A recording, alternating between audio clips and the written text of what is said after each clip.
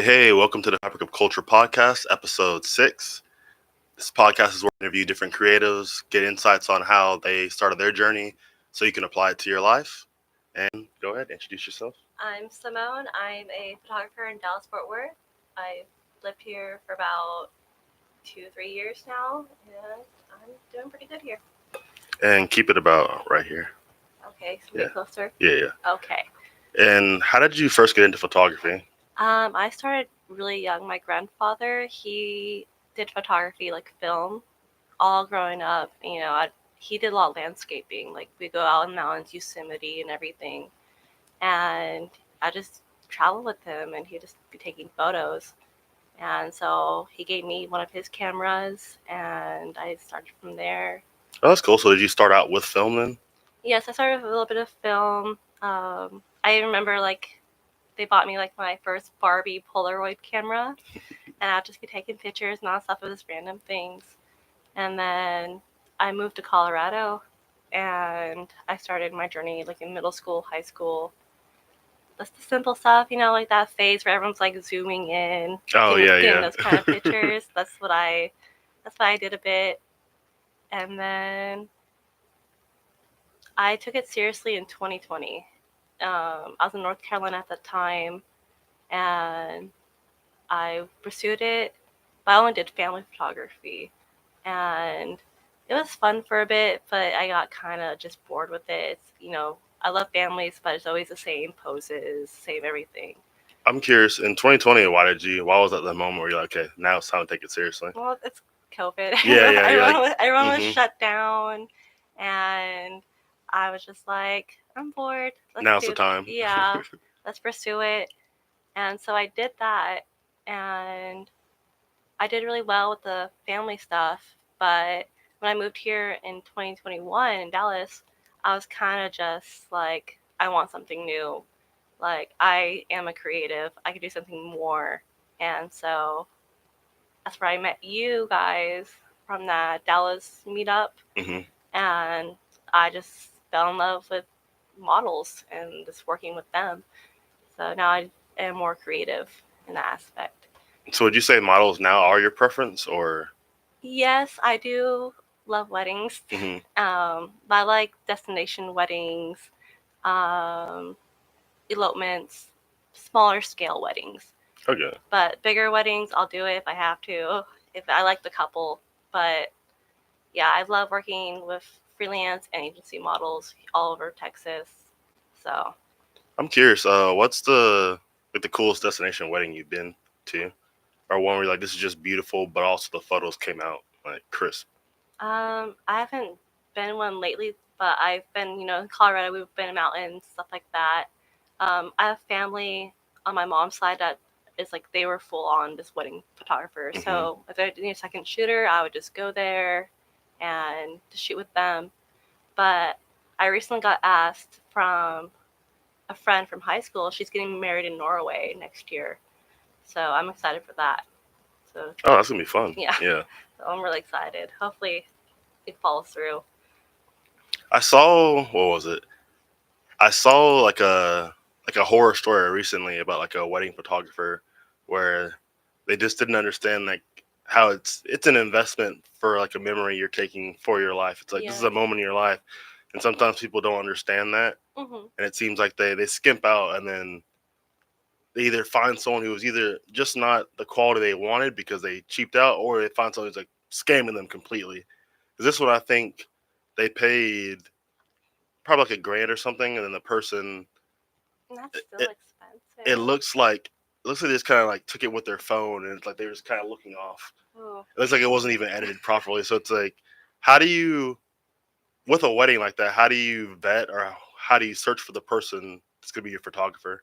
So I recommend all clients, if you're looking for a photographer, really go through their portfolio. And if they can't, you see the brides and grooms, their pictures, but you want to see the reception, you want to see the ceremony. And not everyone posts that part because there's so many people, but they sign a contract with you that only you could post the bride and groom. Yeah. So my recommendation is always ask for their portfolio, go through all their past weddings to see what it looks like before you even commit. So would they have all those photos up, or only the main ones? So you'd have to ask them to show you like proof of the other ones. So a lot of photographers have like their portfolio, their wedding galleries, and you're able to show them. Yeah. And if they don't, because I know if you go to like wedding vendors, like wedding events, we have books like printed out of our work. Mm-hmm. So it's all just if you really want to invest that money, you also have to do the research yourself. Yeah. So that'd be like the first red flag, is not even seeing proof of concept. Yes. Yeah. Yeah. So I've seen, I mean, every photographer I've seen that's like amazing. Like I've seen, there's proof in there beforehand. Yeah. And so it's not even a surprise when it turns out like something bad can happen. But overall, it seems like, oh, okay, this is exactly what I expected, and I'm so happy I invested in this. Yes. And I know there's a lot of scams out there, and it's kind of sad because I see a lot of like great photographers that do great work, and they don't charge as much, or they just the other way around. Yeah, and then the other ones that are just like how you said, they're just taking a picture to the side and they're making thousands of dollars. That seems like a struggle in a lot of industries, because I know a few of my friends were sharing a post with some fashion model where she was talking about how if we keep on doing like fashion shows for free, then it's just going to be like a never ending like recycling of, oh, okay, well, they're going to expect free. Yeah, they expect free because they're already paying for everything else. And like, well, this is your exposure. Well, so for a photographer, how would you say they should ask for more, or how do they get up the courage to ask for more? What do you mean, like if they think their photos are quality, and if they know they're quality, how would they ask for more, like slowly without inching up too much? So what I've been doing is like several, like after like maybe I could charge more, I up my prices little by little. Okay, so it's like an inch by inch. And I usually make announcements sometimes that like, hey, this is my current prices. If you order from me now or work with me now, you get these prices now. But after November 20th, I'm upping my prices and moving on. Okay. So I'm pretty transparent with my clients.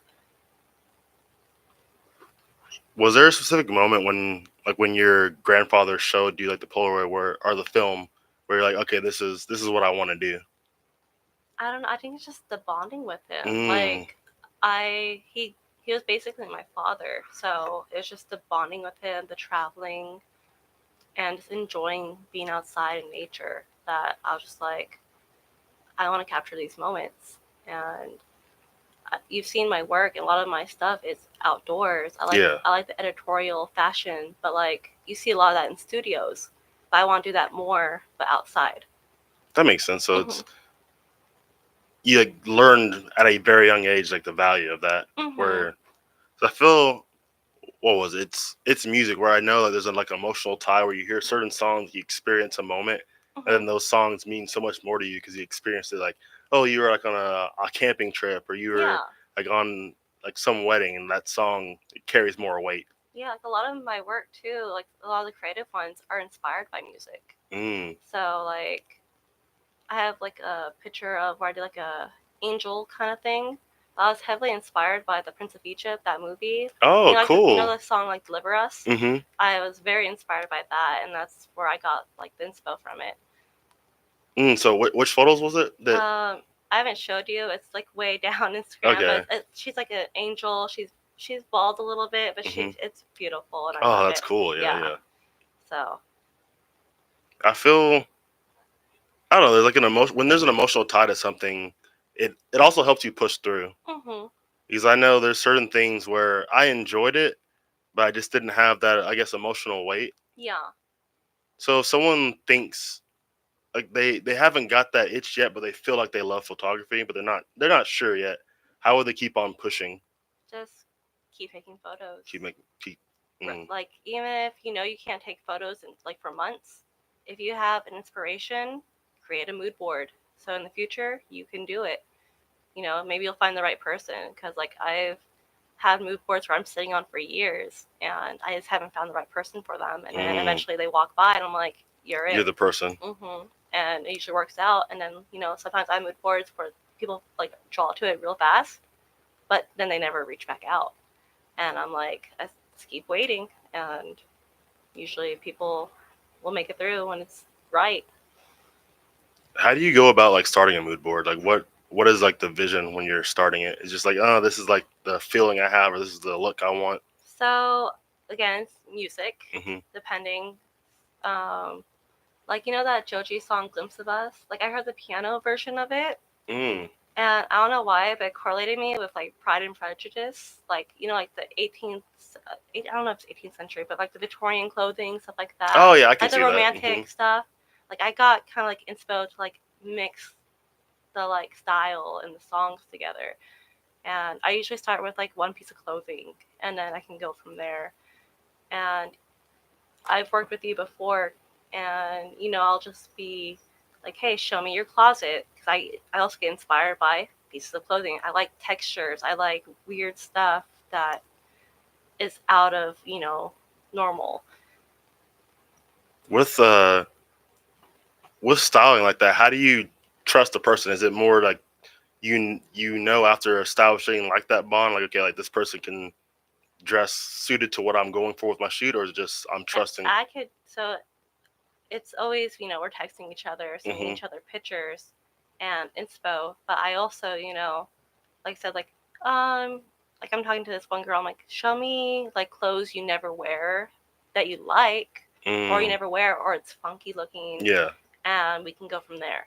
So it's something unique, but they don't either they don't have the courage, or just they never wear it because it's like, out there. Like it's like a certain setting to wear it, but if not, I'm just like, we'll figure it out. Because I wrapped a girl like in complete like saran wrap, and like had her like like those lip tints. Like there's like these jelly buns, and I put it all over her lips, and it was like all like looks bloody and gooey. I had like the doctor gloves, and yeah, it was a really cool shoot. I added like some like bedazzles on her on her forehead, and that's really cool. So it's really fun. With things like that, how do you, I guess, tote the line where it's like, do you just go full force for it? I usually do, especially if I see the vision. Okay. But I have to make sure like who I'm working with like is ready for it. They trust me, and they are 100% bringing, or they're fine with what they're gonna wear.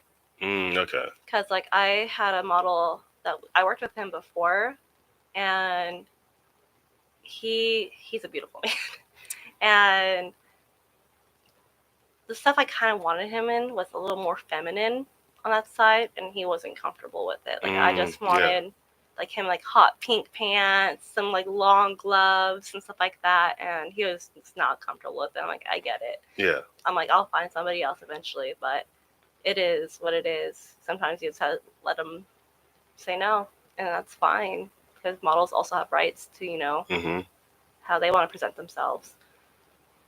With that, where do you find the lines? I feel like sometimes there's times where I'll say no, but I still want to try, but I'm just like hesitant.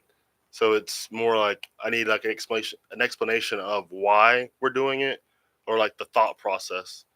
So usually, when we talk in our collabs and stuff like that, I'm just like, this is my mood, just the goals. But I also tell models and stuff like that, like, hey, let's bring a second pair of clothing. Let's plan a different outfit too, just in case. So if you are feeling confident and you want to try it, you can do it. But if not, then you still have something else you can switch back to. That like still fits the vibe, but like so we're not just wasting time. Because I usually like I'll have an outfit where I had a model like I loved it, and it was experimental. She wore like a nude bodysuit and some like colorful tights under it, and that was our like random one. But I also brought a dress for her to wear that would fit my aesthetic. So always have a backup plan. I always like plan ABC. How do you, in general, with starting a photography business, what are the goals, or what are the things you're looking for to actually start? Like say someone's just trying to figure it out, but they know they're good enough, but they Mhm. don't know how to reach out. You just gotta reach out. You gotta be Hmm. confident, and you need to be prepared for no's. Yeah. And the more no's you take, the more confident you get. Because I'm starting, like I had to reach out to modeling agencies to work with like new faces and stuff like that. And some of them, yes, Hmm. some of them, no. And that's what it is being a creative. Because even with like this freelance models, it's a yes or a no. It's just no. It's gonna be something you gotta get used to. Yeah. Is there a certain way to reach out? Email, Instagram, whatever the preferred contacts are. I guess what I meant is wording. Because I know sometimes in the past I kind of just send when I was reaching out when Mhm. I was first starting out. It was very like relaxed, just not like planned at all. And I Yeah. know like certain photographers didn't really like that. They're like, I want you to have what your goal is in mind for Yeah. that. So how would you as a photographer? So if I'm having like an inspiration, I'm looking for a model. So people coming to me, I usually am prepared. I have my mood board, or I'll just have like one or two things I'm inspired by. Because I don't, not to be like what the word is, but like so they don't steal it if they do like it and go Hmm. through with another Someone photographer. else, yeah, Yeah, it's more of like I'll give like a little glimpse of it. like a If sneak peek, I'm just so they like, have an yeah, I'm like, understanding. yeah, I'm like, hey, I'm Simone. I'm a photographer here. I really like your look and stuff like that. Would you like to work with me? If you do, are you willing to collab? Do you want me to pay rates? If so, here's a little bit of my inspo. Let's go from there. And then yeah, it's either yes or no. Yeah. I know before we were actually live, you were talking about how you're like focusing on the business itself now, and you're slowly leaning towards that. Mhm. How do you know when it's time, or how do you build up to that time? So I've been working in the wedding industry for a couple of years now, but moving here, I kind of took a break from it, and I was just going through things like everyone does. Hmm. And I took a step back. I was like, I don't want to deal with love. I don't want to see it. But once I got better, I was like, okay, I'm gonna start second shooting again, so I see what the weddings are like, or like I'll do elopements, smaller weddings, and I have a lot of photography friends reach out that are getting married that they trust me because we're friends and we Hmm. work together, and they're like, okay, can you please shoot my wedding? And I fell in love again with weddings, Oh, that's amazing. and just and connecting with venues, and a lot of venues let you post on your work with them, Mm, and it get because they're also a business, yeah. and they're just like, these are photographers that've been here. If you like their work, reach out to them, and that's how I'm getting the brand. Okay, so it would be on their site, basically saying this is Mhm. a photographer who shot here. Well, I got a lot from just like their Instagram of them like tagging me in my work on their Okay. page, and I got couples reaching out to me. But there's also people you see like on Facebook groups looking for photographers, and you can reach out, but there's always just millions, and it's better for when people reach out to you versus you reaching out to them. Yeah. So I started weddings again this year, and I'm excited for next year. Oh, yeah. Is there, when you're first starting out with wedding photography, is there a certain goal in mind? Is it just second shooting, keep on pushing, or? I would say it's a good start to do second shooting because you get to learn the industry, and you get to learn from the photographer, and sometimes they'll pay you, and it's good work. It just depends on your values. Do you Hmm. want the experience? Do you want the experience and to be paid? And usually they do pay. So Yeah. so yeah. How long is too long for the experience part? Say you're not sure you're good enough yet, so you want to gather that experience. When's like a fine line? Like, oh, okay, you should probably start looking for people who are actually like paying you to second shoot. But you said usually they do, but if they didn't, Um, that I would not take the job. okay, If I did think if I deserved to get paid, I would not accept the experience. If I yeah, know I'm confident in my work, and because second shooting, you're just helping, and I'm just like, if I'm helping, I deserve to get paid as well. yeah, I'm like, you're not gonna get paid as much as the photographer, but you still deserve. deserves something. Hmm Yeah. What photographers inspire you? Um, Jessica Kobayashi I think is her name. She's a fashion photographer. She's the reason why I like all the funky clothes, where she's like, you're wearing like normal things, and then like it's just all these weird like fabrics and like clothing.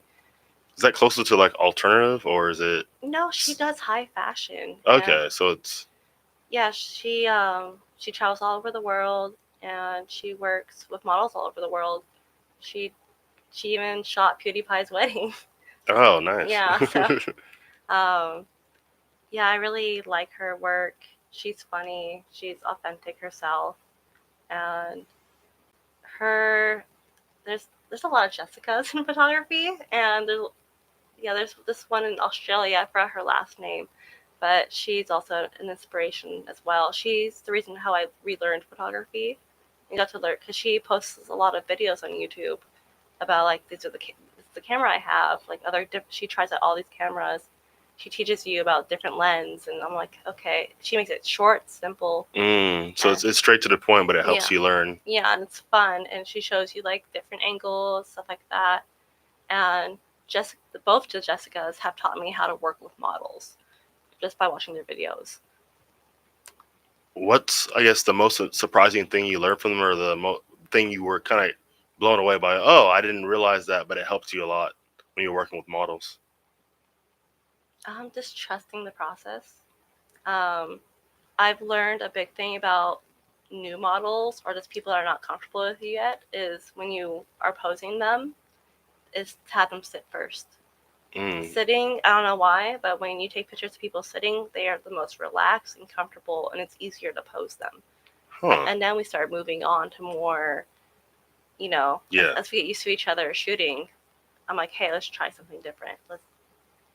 So sitting is the way to go. I'm curious why that is. Do you think it's because they feel like they have to do less? They're still posing both parts, but maybe they feel more relaxed. Like, okay, I can just work on my upper body. Yeah, because you're just focusing up there. Because I feel like, a lot of models are like, it's the triangles. Like, all they're thinking is triangles, and they're overthinking. So I usually get my shots when they're not, like, overthinking. And I'm just like, let's sit first. Let's get close-up photos where I'm not focusing on your whole body. Yeah. I think as a pro overthinker, you were one of my favorite people to work with for that, because I was there's so many shoots where I start out like thinking too hard, and then depending on the person, like I just push through it myself, but it's easier when the photographer helps me push through it, or they make me feel relaxed. So it's just like it just starts clicking. Yeah, I don't expect much because I feel like the model's there, and I'm this because I'm pretty sure when we work together, I'm just like, don't move. I'm the one moving around. Let me do all my work. You just be you. So I try to put more of the workload on me than the model. Is that half so they're relaxed, and then also so you have more control of like what you can do with the photos? Yeah, it's both. And because, like I said, models are more comfortable with you once they get to shoot with you a little more. So as time passes by, within the hour, by like the 30-minute mark, they're usually pretty comfortable with you. Hopefully. Yeah. I feel like usually, I can't think of a person who I wasn't more comfortable with at the end that I've worked with. So I think everyone, thankfully, both myself and them did a great job, where it's like they made me feel more comfortable, and I feel like I was relaxed by the end, so I could give them something to work with. Yeah, and I've always I've always told models, like, when I'm trying to experiment with a pose, I'm like, if you're uncomfortable, let me know. We're gonna stop it as soon, like, even if it's getting you to the pose, and you're like, I can't do it, okay. And same with like, I have models like sitting in water or sitting in high grass where, like, there's snakes. So I'm like, if you feel uncomfortable, you think you hear a snake, jump out. I don't care. Just go. Be safe. Yeah. That's all I care about. Safety first, then art. Yeah. And those models like, I don't care. I'll do it. I'm like, okay, then you do you. As long as you're good. Yeah. So I wanted you to take me through 2 different creative processes. One with like a model, how you go from making your mood board to like the finished product. Then the second one would be like what you have in mind when you're planning for a wedding. Like, what are you looking for? So when it comes to the creatives and working with the models, once we have a mood board and we get the clothes together, it depends on, are we adding like special effect makeup? Are we just going more natural? And what kind of clothes we're going? Because that picture I sent you with the clouds and the stuff like that? Our location was just luck. We were planning to go to a different location, but it was going to be too far. It was already sundown. Oh, okay. And we're just like, we just got to go to the closest lake possible. So I just Googled one, paid $5, and it was a big hit. So Oh, that's nice. So it was lucky. It was a happy little accident. Yeah, because my makeup artist takes a little longer to do makeup, but she's amazing. She's disabled, and I love her to death. She is proving the odds with doing special effects makeup, and we just had to book it earlier. Okay. Like, it's just trial and error. Like, we just plan it earlier, and yeah, sometimes just the random spontaneous stuff like that, it works out in the end. Don't try to fret it. And then for weddings, I always ask my clients, like, what's your colors for your wedding? Like, can I see the venue before we even so I can Google it, what it looks like, and I go on their page and see what it looks like. And once you see their venue, you can kind of get the vibes of the couple. But I also recommend, when you are getting married, I usually do engagement shoots with them, because you don't want to meet a photographer on your wedding day that you don't know. Oh, yeah. It's so. I mean, even if we can't do an engagement shoot because they already did it with somebody else, let's have brunch. Let's do something. Get to know each other. So when you see me on that wedding day, they're already comfortable with you. They're comfortable with me. We meet, we FaceTime, we talk. So it's just all about, when it comes to weddings and couples, getting them comfortable, because the couple, they're not going to be relaxed all that day. Yeah, and they already have so much stress going on that day. It's best if you're not the thing they're thinking about. Yeah, so like, I've done brunches, I've done just a small shoot, like 30 minutes, and we're just doing just a little get to know each other, see how we work, and then we just go from the wedding day, and it's usually pretty good. So yeah, that's a good recommendation in general. Just having the person who's even looking for a wedding photographer to say, "Hey, can you do the engagement photos too?" It's a lot of photographers I've worked with. They usually recommend us doing both. It's part of their package, and yeah, it works out, because, like I said, even like with models, I want everyone comfortable, and that's what matters to me the most, because you get the best pictures when they're comfortable. I wanted to bounce back when you're talking about the happy little accident. How do you pick your locations? Like, what are you looking for when you're? I don't know. In the nicest way possible. Yeah. Because even with that one picture I sent you of that guy wearing like the chainmail and that tree was luck. Yeah. Usually I choose a lot of nature areas I know are safe. A lot of people go there, and we just walk around and we just keep on looking, and then you'll know when you see it, basically. Yeah, so like, we found that tree, and then when I just Googled lakes near me, I'm just like, okay, it's a lake. And then how sunset was hitting with all the clouds, it just hit perfectly. So it's just pure luck.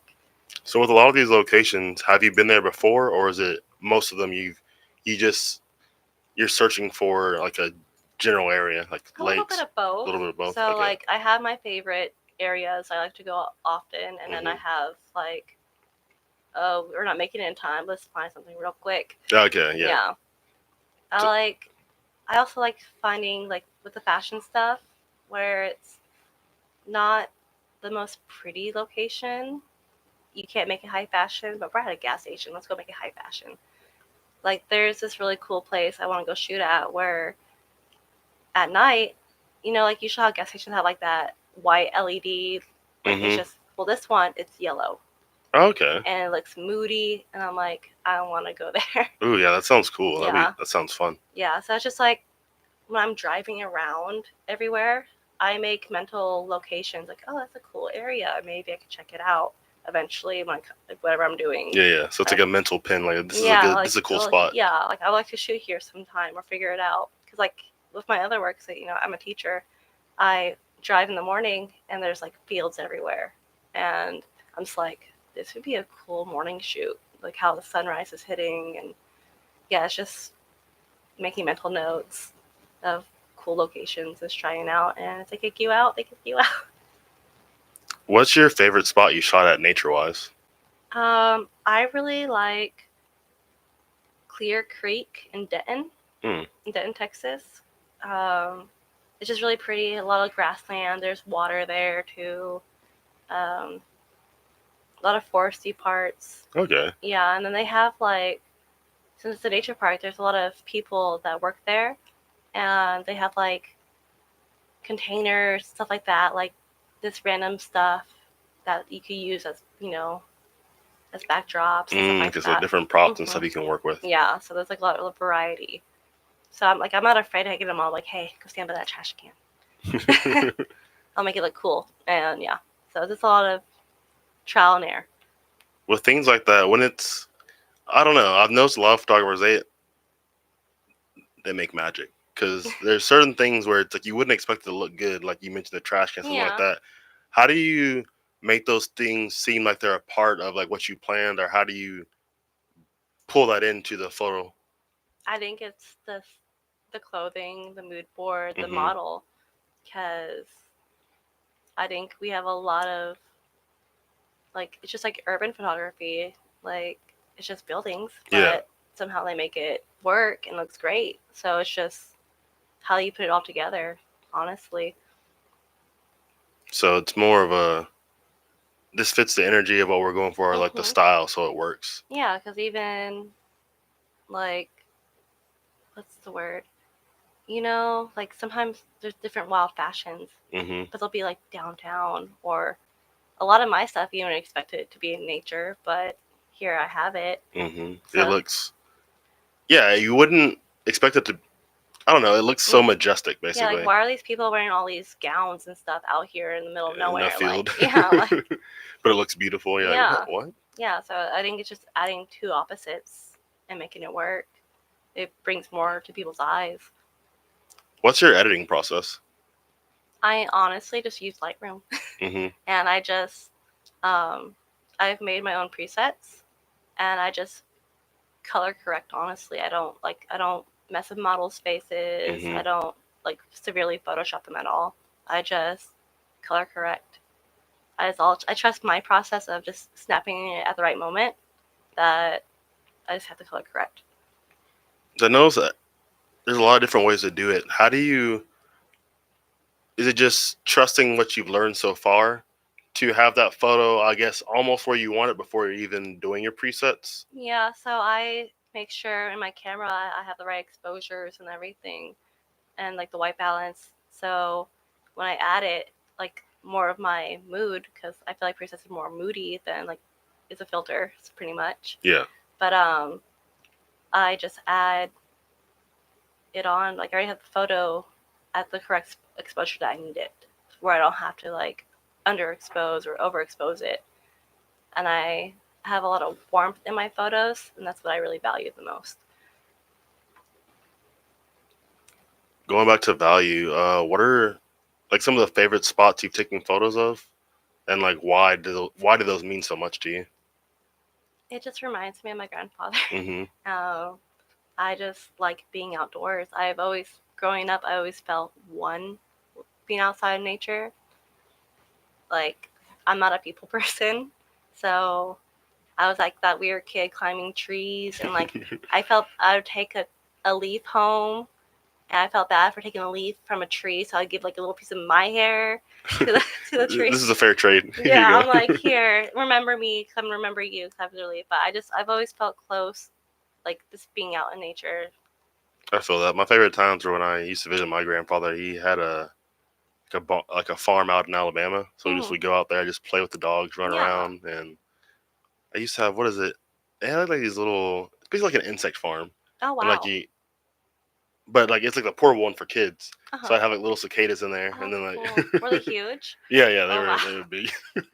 Yeah, I feel like with my work I'm making little Simone proud. Like hmm this is what This is what she wanted. yeah, cuz I was obsessed with fairies and I'm obsessed with fantasy now. I still am, and it's just like I like the texture of the fantasy stuff. It's weird how I explain things, but texture is really big with me. And so seeing like adding a modern twist with the like fantasy is really cool for me. Like I get my inner like child. I'm like, yeah, When you think of texture, what makes that what you're drawn to, or why is that something that you focus on? I don't know. It's just Yeah. I'm like I don't in the nicest way. Like I don't know. I just like I like that you can see in pictures something you feel, mm. and I think that texture adds more for me.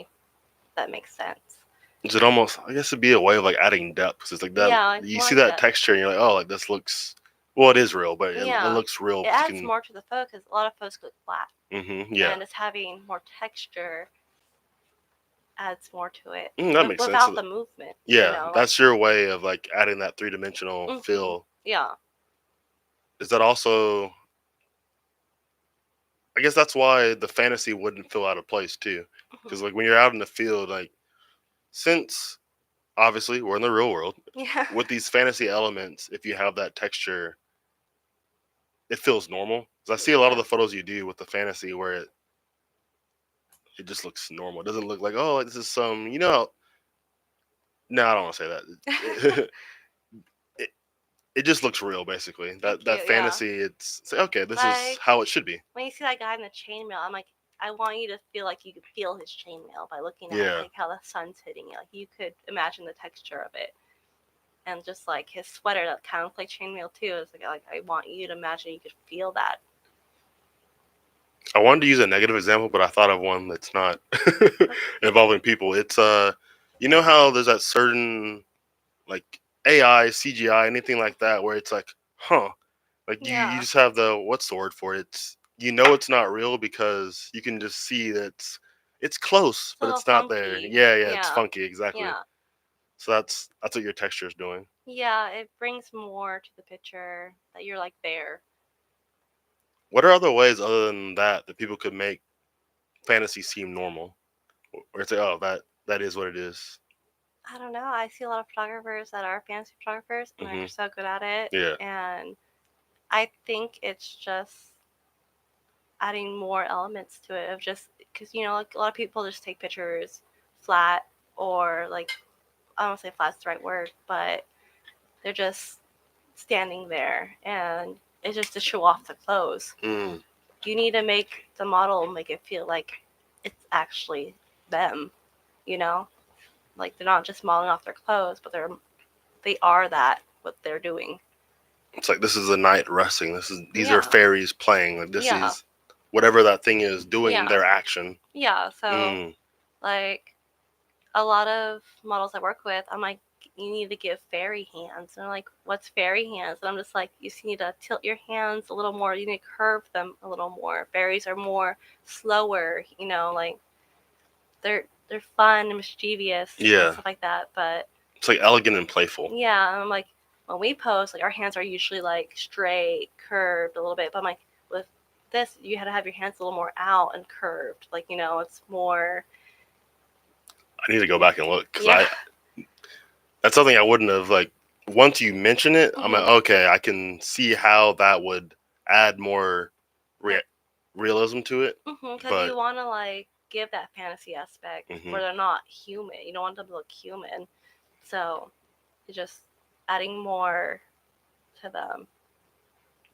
do you think if someone wants to evolve their skills, be it modeling, fashion, taking photos for a wedding, is it looking as you go or doing research and then applying that, or a little bit of both? I think a little bit of both. I know researching for me helps a lot, and just getting inspired by other wedding photographers and stuff like that. And even when I hire second shooters and they send me their work back for me to edit, I'm like, man, they took photos like that.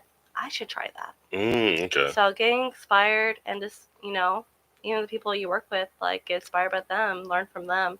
Like, even though you're professional, you're always learning. Yeah. Like, things are always changing. Your style will always change. So it's always just learning.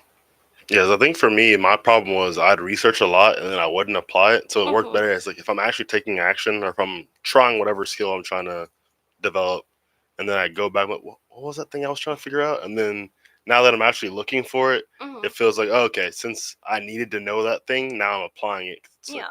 why did I do that thing wrong? Yeah, because I know, like, it's working with anybody. Like, excuse me. There was, like, poses I definitely wanted that would suit the the work I plan on doing, whatever they're wearing, and I'm just like, I'll have some of a plan, but I'm winging it, honestly, because again, everyone has bad days, everyone has good days, Yeah. and you don't know how the model is when they come in versus like the week prior, so you just gotta work around that, and usually it works out.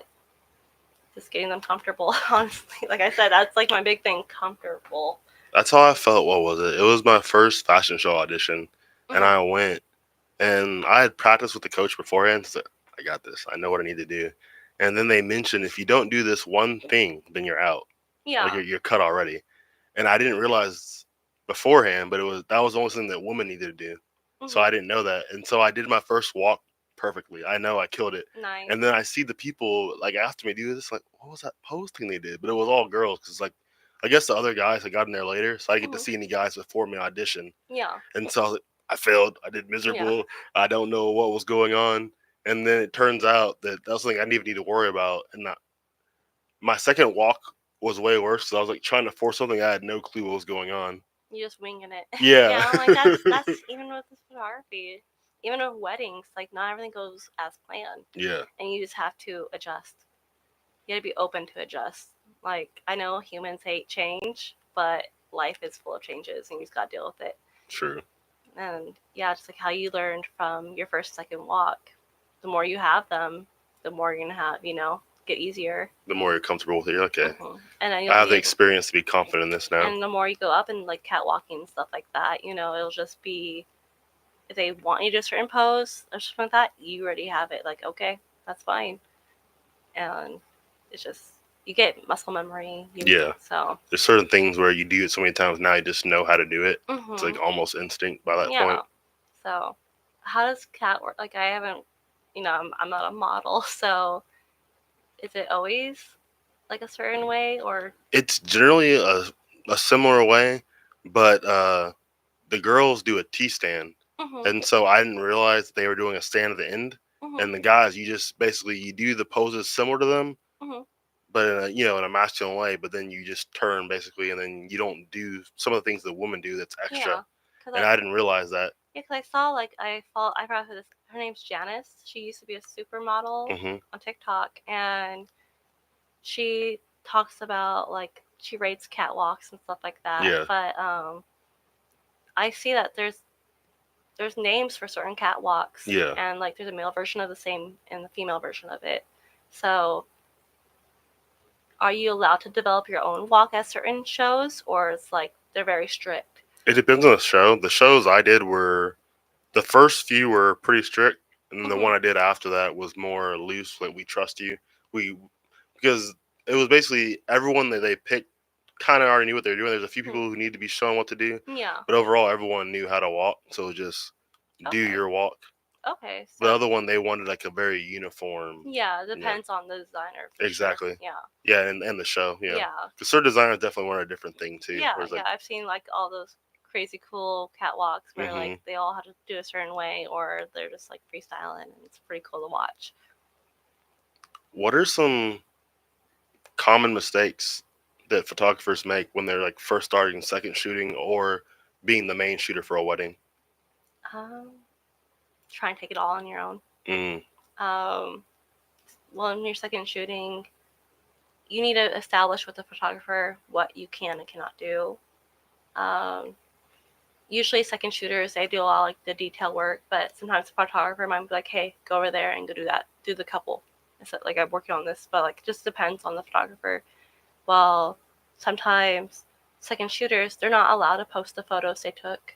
It just depends on who you're working with. I usually, when I let people second shoot me, I allow them to use their own photos, Mhm. you know, and yeah, it's just the way of the business. You gotta know who you want to work with. How does that work? Is it just you can't post them at all, but you can show them, like, say someone asked for proof of your work if you wanted to move past second shooter, then you can show it, or is it just you can't post it? You can't post it. Okay, Yeah, but you can use that as your portfolio. You just can't post it got you. Okay. because like a lot of people don't want you to clash with having like similar photos. Mm. Because like usually when I have a second shooter, I make them do like all the detail work. So like the cakes, the like, you know, Okay, the yeah, I was gonna signs, ask what the detail work was. like the ceremony part of like before everyone gets in, get the people that are walking in, the reception, stuff like that. While I'm working with the brides, the groomsmen, stuff like that. And I'm like, if I have time, I'm like, if they have time, they're willing to, the couple, I'm just like, if you want to be able to pose them yourself, go ahead, take a few photos. But it just all depends. Okay. Yeah, but I now prefer leading as a photographer now. But I have a friend. I really love her work. She's more of like a cinematic or like candid kind of photographer, where I'm more of like an editorial. I like posing, and she's teaching me to be a little more just take the picture kind of. And I really like her work. I can picture it, but what's the main difference between those two? So obviously it's just the posing. It looks a lot more nice in the nicest way. Would it be more natural or? Not supposedly, I would say it's more natural. You could always tell like, oh, you're posing for the camera. Well, like the candid photos are more of like, you know, you're doing something. I just snapped a photo and you looked good. Well, you don't even know I'm here. Pretty much kind of situation. So I kind of like to mix both. But with the weddings, I like to do the posing and stuff like that. I like having control. Yeah.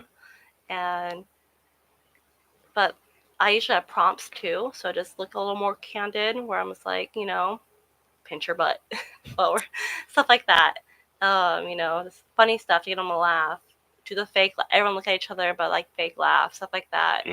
So it looks like they're actually doing it, but I also like to, you know, hide and just take some pictures when no one's watching. Okay, so it's a mix of both. It's like you're getting those poses, but you're having them also feel comfortable in those too. But then the other way around, it's like surprise. But yeah, because I found a lot of those, like the surprise ones you're talking about, those look really good. Like, yeah, oh, I didn't even know you were there. Yeah, and it's just like you actually see how happy they are. They have their real smiles. While like in poses, it's that forced smile. Yeah. So it's, you know, I like getting the candid shots, the parents crying, stuff like that. So it's just raw. Yeah, this the most recent wedding I was in, I was the bridesman, and there's a moment where everyone was kind of like off doing their own thing, and the dance floor was like dead empty for like an hour. Yeah. There was like no one over there. And I remember a few people would come over for like a certain dance. There's a certain moment I brought a bunch of people over, and everyone just started like I think we danced for like 2 hours straight. And I look back and I see the photos from that, and I just see like I forgot they were there. I kind of knew, but I wasn't. You know, just having a good time. You see those photos afterwards, like, oh my gosh, Yeah, like, good. these look amazing. Like I wasn't working at this, but I had a friend's wedding, and they did like the chicken polka dance, and like we're all just dancing at it, and it was so much fun seeing the videography of it and the photos. It was a lot of fun. You see the candid, and it's real, and a lot of people look way more beautiful with their actual smile versus the forced one. Yeah, when for sure. When they're posing. But I also like to take a lot of shots of them not smiling, and it works out too. They look just as beautiful.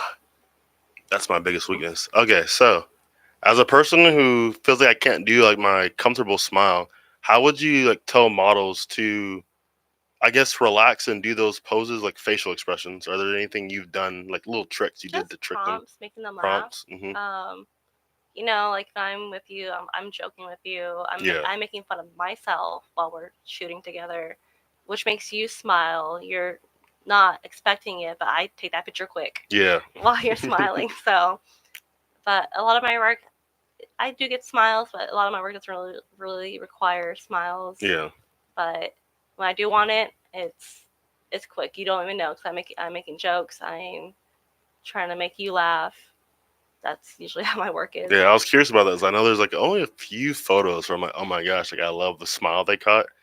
So I was wondering. We do it quick. Yeah, yeah. And going back to mistakes for fashion shoots or for modeling, just in general, how do you like? What are common mistakes you see with photographers with that? Touching models. Mm, I always ask permission first yeah. to touch a model, male or female, especially if I know they could do it themselves. But if they're doing it themselves, not doing it like correctly, then I start asking like, "Hey, can I touch your hair? Hey, can I adjust you?" Stuff like that. I Yeah. feel like a lot of photographers get a little too comfortable Mm-hmm. and they start touching them, and it's like you need to stop. Yeah. And yeah, So even if you've known them, like, just still ask. yeah, even if we worked, we worked many times together, I'm always gonna ask you, Mhm. can I adjust you? Can I touch your hair? Can I do this? Like, I'm not gonna Yeah. just do it just because we worked together many times. And yeah, I just even with clients that are like weddings or even like I do family still sometimes, I'm just like, can I adjust you? Yeah. It feels funny to me, but I always appreciate it. Mhm. So I'm the type of person who doesn't care. I know there's people like me, but I Mhm. know we also still value the fact they actually ask. 'Cause it's Yeah, like I don't care, you're but thinking it's of me. yeah, Yeah. it's the respect. Yeah, Yeah. and you hear all these horror stories of models and photographers Mhm. that got a little too comfy with each other. Because like I've had a model, and we had like with our agreement, she went. I didn't know she was gonna be topless. She chose to undress herself topless, and I'm like, I'm not comfortable with this. We did not agree with this, and I stopped the shoot. And it's also respecting your own boundaries as well. And I took a little bit of pictures, but I'm mostly I can't do it. It's not the kind of work I want to do. Like a lot of people from like the boudoir area of photography, they come out with me, and I'm just like, my work's not sexy. Like, Yeah. and I don't do that. I'm like, if you saw my portfolio, I don't do that. Yeah. So it's also just understanding your own boundaries, because Yeah, I did one shoot like that, and it was everyone else was comfortable, and I was like extremely uncomfortable just because I had never done a shoot like that before. yeah, And it's like the first time I was like, oh, like instead of I think I did a few photos alone, and then the girl was already on top of me. I'm saying, oh I no, was like, and they asked, but it was still like do this, do that, but I wasn't. It still felt weird, basically. 'Cause yeah, it's like especially like if you're friends with a person, or it's like yeah, where's the line? for sure. Yeah. Yeah, I just make sure of models and couples that you know what you're getting into. How do you first both sides, model photographer for each one, how do they check those boundaries? And then when the time comes, if those boundaries are pushed, how do they establish them? Or would it just be like, if you've pushed past a certain point, I'm just leaving? Um, I usually give them a warning, Hmm. and I even tell them like, hey, if you're uncomfortable, you need to tell me. Like, Yeah. I'm not gonna get offended, but I need to know so it works smoothly. It's going to be the same thing, vice versa. Like, hey, I feel uncomfortable. Can Yeah. you? So like when the model took off her top, I was like, I'm not comfortable doing this. Can we put your top back on? She Yeah. did, Hmm. and we continued working together after that. But it's just like I I don't do that work. And then like I met another model where we're taking photos, and she's getting a little more like like sexy-ish, like sexy photos, like Hmm. sexy poses, excuse me. And I'm just like, I don't. Yeah, that's not my style. Yeah, I'm like, let's readjust because I'm Hmm. not. It's not what I do. My work doesn't show that. So Yeah. let's do something different. And how do you establish that beforehand? Would it be contract and like saying, hey, these are things, or bringing someone, or both? I always recommend my models to bring somebody. Hmm. I don't ever tell them not to bring anybody. Yeah. So even if you're in a turtleneck and long pants and everything, bring somebody. Because you're also more comfortable when you see the people you love. Yeah. Like, I took a picture of one of my friends, and she brought her significant other, and even though they were behind me, her smile, her looks at them were genuine, Mm-hmm. So I was able to catch that. Because when you're with a stranger, a new photographer, a new model, you all don't know each other. It's weird. So yeah, I always recommend bringing somebody, no matter what you're wearing, no matter what you're gonna be doing, bring somebody. Yeah, that's a common tip I heard for like YouTube or like recording videos. Is like act like you're talking to a best friend or a good friend. That way, it's not like formal and impersonal. You're Yeah. actually like you're delivering it with joy because it's someone you know. Yeah. There's sometimes I just ramble off about something like nerdy, and my friends are like, but they're like they're interested because I'm interested, Yeah. and you'll see that a lot just in general when someone's genuinely interested in what they're doing. Yeah, and it's just like, when I did families, like Mhm. having mom and dad right behind me with the baby in front of me, it makes them smile and coo. And just like with dogs too, like I worked with dogs and some stuff or situations where I'm like, bring your squeaky toy, Yeah. bring something that I can hold to get their attention and like they're comfortable. Ooh, let's go into that. So first, we'll go with the kids. How do you, I guess, make them feel comfortable with those family shoots, or how do you get those good photos with them to where they're not, they can A lot of sounds, a lot a of lot of sounds. making sounds. With families that have small children, I say, bring their favorite toy. So if the family's holding their baby, I could just have it on my camera, squeezing it. Same with Okay. dogs, but Yeah. also I follow like the small children. They're in charge of the shoot. Yeah. I'm not going to, if they're tired, they're tired. I'm Yeah. not going because I've had kids that start getting rowdy real quick. They're tired. They don't want to walk. They want to go eat. It goes back to the boundary thing. Yeah, it's just respecting it. It's like And dog, like kid, I parent. tell parents like, like it's not up to you or me. It's up to how your kid does, Yeah. and you just gotta respect it. Like if you paid me for an hour, we got 30 minutes or 45 minutes worth of stuff, or even 15. Then it is what it is. Cause Say they went another 30 minutes, would you do it again, or would they have to like book again? no, usually I'm confident in my work that I've Yeah. got the shots.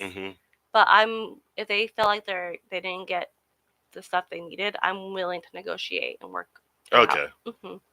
But So it's like I know my work is quality and I know I got what you need, but if something comes up, just let me know. Yeah, like even like in my personal experience, I worked with a photographer where I was doing like family photos of myself with my family, and it was raining like nonstop. It was downpouring for over 20 minutes, and they're like, "Do you want to leave?" And I'm like, "Well, let's wait it out." But so we just missed my hour shoot and had like 20 minutes of my shoot. But I got those photos within those 20 minutes, and they were beautiful.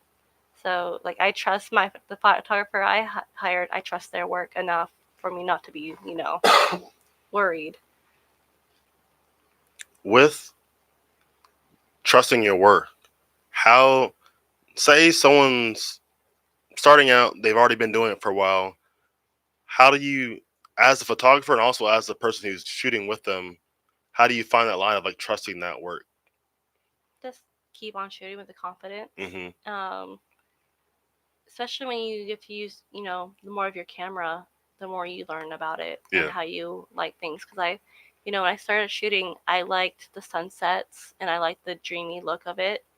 But now I'm at that stage where I like the direct light. I like you guys, like the sun right on you, and I like that kind of style. Yeah. So it just all depends on how you understand lighting, and it's just trial and error. You learn the more stuff you do.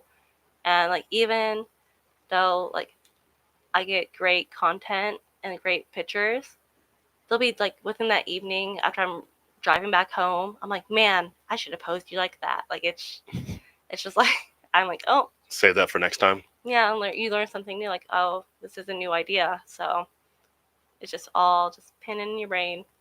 When you have those new pins, do you just try to add one or two for next time, or do you play around with it and add like multiple things? You're like, oh, I wanted to try this last time, so I'll just go for these. Or does it depend on the model and the location? Depends on model, location, the vibe. Because like sometimes my stuff is really dreamy, and sometimes mine's more a little angsty. It just depends. But sometimes depending on the poses, it could work with either or. Angsty's really fun. It is fun. So it's been a while, but I did one a while back, and I already have my cartilage pierced, but I had like some fake piercings in my nose. And I think I did my nails that day, where it was like black, and the photo she got, I was in love with it for like years. So I was like, That's awesome. I was like, oh my gosh, this looks so cool. Yeah, like I realized like with my angsty work, it's more angled, it's more sharp. Mm-hmm. But with my my fantasy warm stuff, it's more, and my dreamy stuff, it's more rounded and like not as sharp and not as angly. Yeah, I think I wasn't the sharp one. It was where I was at. So I think I was taking off a shirt. So one photo was like that, and there was one. We were at a farm for like one of those meetups, and it was like a broken down like small barn or shed, and then you have this triangle. You see how me like slouched over it with one hand out. Oh, that's cool. And it looks. I'll show it to you after, but okay. Yeah, it captured that mood that you're talking about with like that angst where you can just feel it. Yeah, like I think posting does have a big role on the feel, but yeah, it's just also how you capture it. Yeah, how you capture it. So I think I did good, but she did amazing. Where I was like, okay. Like I think it's all about your camera settings and everything. It's how you want to capture it. So, do you plan ahead based on mood with not the shot itself? Well, yes, the shot itself, but which angles you're going for, or how? I just wing it. Just winging it. Like sometimes I just make jokes. I'm like, y'all, like I get interviewed by some of the magazines here, and then I'm like, I just clicked the button and I was lucky. But I don't know. I know I have technique. If I don't pay attention, I'm just in that moment, and I just hope for the best. Because like for the longest time when I started out photography, especially working with models, I was really big on just portrait shots. Yeah. But now I've been more comfortable where I'm doing full body. I'm doing more out there photos. So I'm experimenting more. I'm going more distance from them. Is it to help yourself grow, or is it both that and the fun of it? It's the fun of it. I want more storytelling in my work. Like I want you to see like this is the adventure this person's going through, whatever I'm doing. Like this is what's happening. What is a good way to storytell like in your shots? It's prompts. My best one was probably that night guy I showed you. Like I really love the photo where he is in the distance and he's just like enjoying the air. Like you could see he feels free. You can see that freedom in that photo, and he's just enjoying life. What was the story behind that, or what was it? Is this him enjoying life, or is it freedom? It's the song. I forgot that. It's like the song that got big on TikTok, "The Poet, the King, and the Knight." I'll have to look. I don't remember. Yeah, but it's one of those. So like I have so far two. I have one girl that she is the king. She's wearing the crown. She's wearing like a sword. Oh yeah. And then for me that he looks like a knight. For me, it's more of a poet in that time. Yeah, for me, my perception of that or my interpretation of that was definitely like it was close to poetry, but it was more, I guess, like a romantic vibe, where it's like longing or something like that. Yeah, so now I need to work on my knight. Yeah. So, like, I like that my poet had, like, the nightwear on, because you wouldn't expect it to be, like, freedom and free. But, yeah, that's why. It's not a weird song. It's a great song. It's just about how there's three types of people. There's the king, the poet, and the soldier, and then this is how you go through life. And I just want to show, like, the king always wants to be the poet, but the king cannot be the poet because they have responsibilities. Okay. Yeah. And the knight is fine with being the knight because that was their duty. They always wanted to be, that they always did what they were told. Yeah. Versus the poet where they're just free. They're living whatever they wanted in life, expressing freedom and expression. Yeah. So that's how I get inspired by songs. Like I told you, The Prince of Egypt. Yeah, Um, that's a good inspiration. my like my moody pics where you see like where it's most like red and like dark and stuff like that, I get really inspired by the band Crystal Castles. Oh, okay. Yeah, Yeah. I don't know. But when I listen to them, I get really manic, and I think you can see that in the photos. And yeah, I have a few mood boards I have in the back that are heavily inspired by Crystal Castles that I'm gonna eventually get out. I have. This just came to me now, but since we haven't worked together in a while, I have a fun idea. I don't know how we'll make it work, but I'll send you the song afterwards. But basically, I want to see if we can make a mood board from this. The idea is the song. It's like alternative rap, kind of Mhm. rocky, and basically he's talking about how confident he is, how much he like loves himself, but also it's like almost self hate too. Mm. So it's like I don't know if I'm that person. I don't know if I'm the man. And then it's like, So oh wait, I am the man. So it's him battling with, and I thought this is something I struggle with, where it's I'm confident what I can do because I'm a wing it person too, yeah, and things seem to work out. But also it's like the skills you build up beforehand yeah, that allow you to do that. But also it's that like self-loathing or like self-doubt where you're confident in your work, you're confident what you can do, but then you're still like, am I that person? I get that way too. Yeah, Yeah. And so yeah. that's the whole song. It's a pretty short song, but it has a very moody carry through where just him, I'm confident, I'm not, I'm confident. I have some ideas. Yeah. Yeah, I have a lot to plan. What are some misconceptions people have about photography or some assumptions where you're like, wait, that's not what we do, or that's not how it It's is. easy. It's easy. It's Yeah. easy. You just take a picture. Like I know I tell you I joke around on. I just click pictures and hopefully it comes out good. But um, as growing photographer, I critique my work from the past, and I learned from like I don't like this poses anymore. I don't like being this close to being close to you. Like I want more of a dynamic shot. So it's just the process of it. It's not easy, Yeah.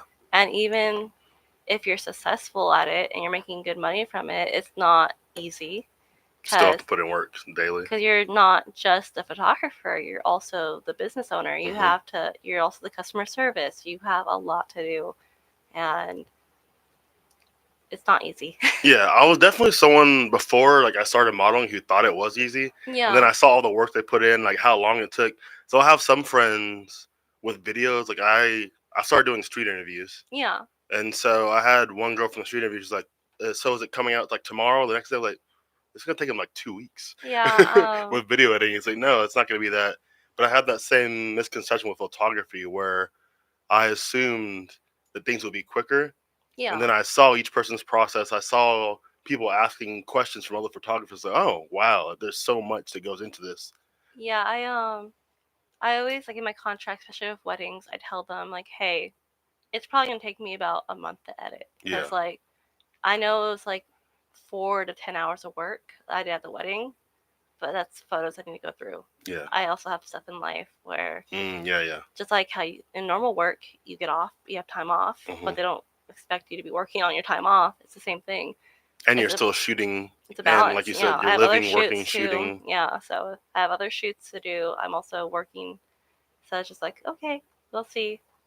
So Other than contracted and letting them know that verbally, how do you, I guess, filter through to make sure people are understanding? Because I know some people they hear that and they'll say, yeah, okay, and then if it's in the contract, they'll still be bugging you. So how do you set your boundaries or make sure that those people are the type of people who would respect those boundaries?